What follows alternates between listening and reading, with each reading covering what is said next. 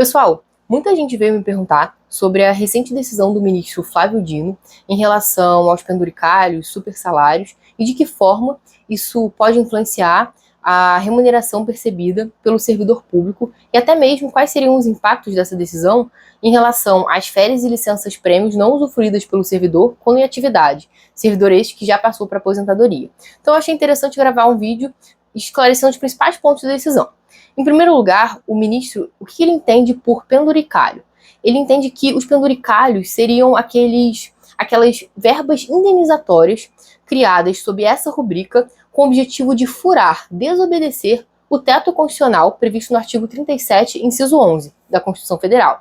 Isso porque o parágrafo 11 do texto constitucional, ele expressamente prevê que as verbas indenizatórias previstas em lei, elas devem ser excluídas do teto remuneratório. Então, para o ministro, esses penduricalhos contribuiriam para a formação de super salários no âmbito do serviço público. E quais são os exemplos que ele cita?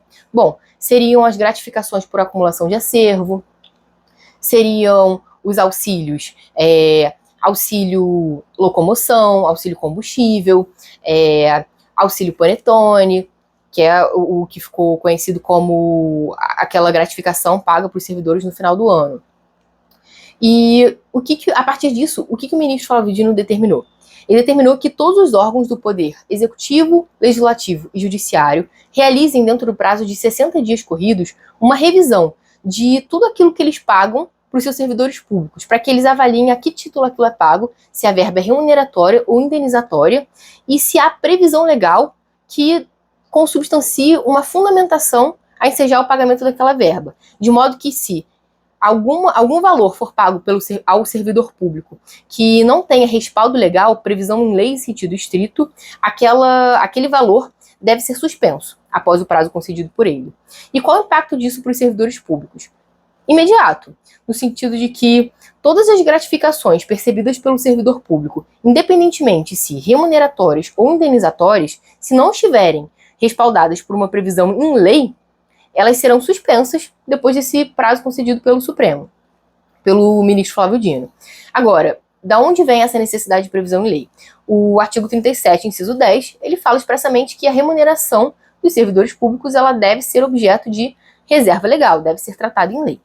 Então, por outro lado, gratificações que têm como base decretos ou outros atos infralegais estariam em afronta ao texto constitucional e por isso não seriam devidos. E o ministro determinou a suspensão desses valores. Agora, qual o efeito da decisão em relação aos servidores públicos aposentados que não usufruíram de férias e licença-prêmio quando estavam em atividade?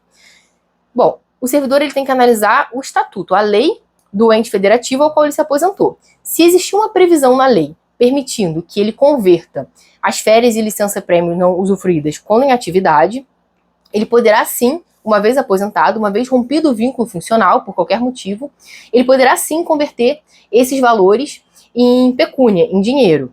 O problema são os servidores que estão aposentados e que, em tese, teriam férias não usufruídas ou licenças-prêmio não usufruídas quando em atividade e não tem uma previsão legal daquele ente federativo permitindo essa possibilidade de conversão desse direito em pecúnia, em dinheiro. Essa decisão atinge diretamente esses servidores. Por ora, é isso que determinou a medida liminar, decidida pelo ministro Flávio Dino, do bojo da reclamação constitucional, que, é claro, é uma decisão provisória que ainda vai ser submetida ao plenário do Supremo Tribunal Federal. Mas é certo que causa um impacto imediato na administração pública e em todos os poderes de todas as esferas federativas.